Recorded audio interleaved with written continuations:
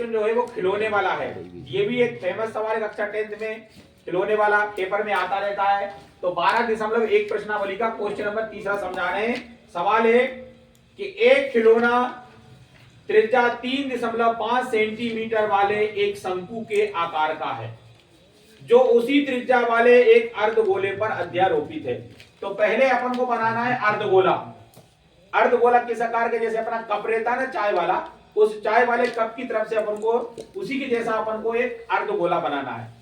इस अर्धगोले पर एक शंकु अध्यारोपित करना है, यानी इसी के ऊपर एक शंकु बनाना है। शंकु किस आकार का होता है, जिसके ऊपर एक नोक होती है और नीचे चौड़ाई होती है। जैसे बर्थडे पार्टी की टोपी होती है जन्मदिन वाली, वो शंकु के आकार की होती है। तो उस, और जो तेल डालते हैं अपन, क्या बोलते हैं तेल, घेरनी बोलते हैं उसको अपन, चुंगी, ठीक है, चुंगी बोलते हैं। वो भी क्या है, शंकु है। ठीक है, जो भी उस आकार की जितनी भी वस्तुएं रहेगी वो सारी शंकु कहलाएंगी। तो अर्धगोले के ऊपर एक शंकु अपन ने अध्यारोपित कर दिया। ठीक है, और इस पूरे खिलौने की जो ऊंचाई है वो है 15.5 सेंटीमीटर। अब इस खिलौने को दो भागों में बांटना है। पहला भाग तो हो गया अर्धगोला, तो दूसरा भाग हो गया इसका शंकु। ठीक है, तो दिया है खिलौने की संपूर्ण ऊंचाई दी है 15.5 सेंटीमीटर। तो अब खिलौना दो भागों में बढ़ गया। पहले लिखेंगे अपन शंकु में। तो शंकु में क्या दिया है, त्रिज्या दी है 3.5 सेंटीमीटर। तो शंकु की त्रिज्या यानी कि r बराबर होगी 3.5 सेंटीमीटर। अब शंकु की ऊंचाई ज्ञात करना है।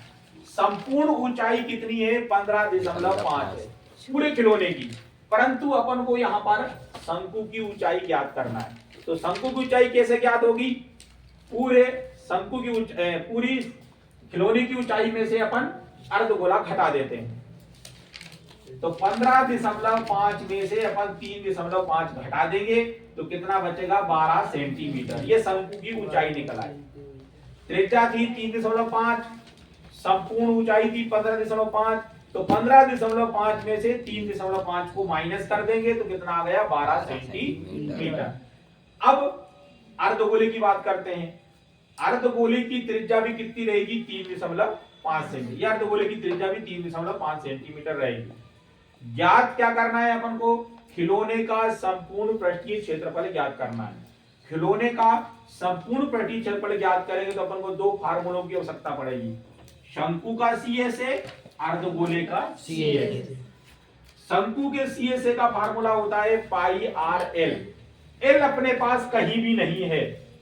एल कौन है, शंकु की तिर्यक ऊंचाई है, और एल अपने पास नहीं दी है, तो अपन को एल ज्ञात करना पड़ेगा।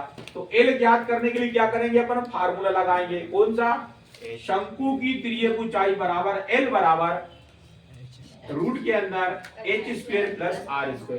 ये शंकु की तिर्यक ऊंचाई का फार्मूला होता है। h का मान कितना है, 12, r का मान कितना है, 3.5।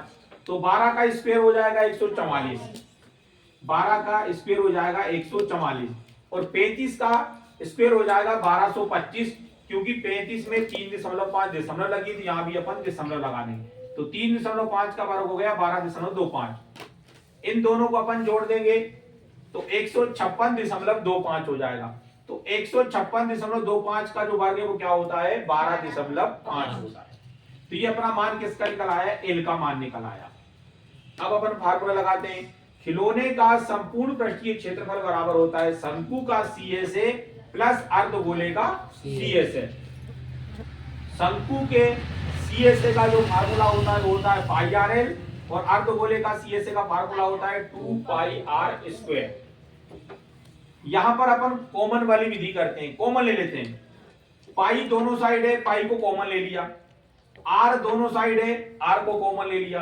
कोष्टक में क्या बचा, l प्लस 2 और एक r इधर चला गया और एक r कोष्टक में बच गया।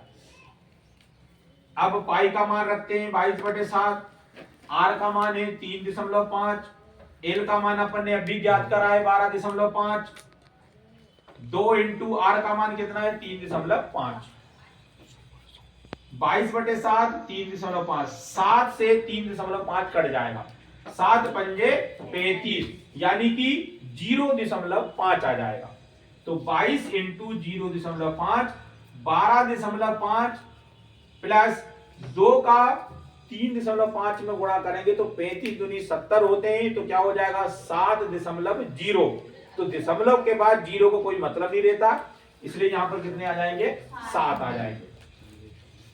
22 का 5 में गुणा करेंगे, 22 पंजे 110, 12.5 और 7 को जोड़ेंगे तो 19.5 हो जाएगा। फिर इन दोनों को आपस में गुणा कर देंगे तो 214.5 सेंटीमीटर स्क्वायर आ गया। तो ये आपका खिलौने वाला सवाल जो है कंप्लीट होता है। तो आपको ये सवाल समझ में आया? यस सर जी।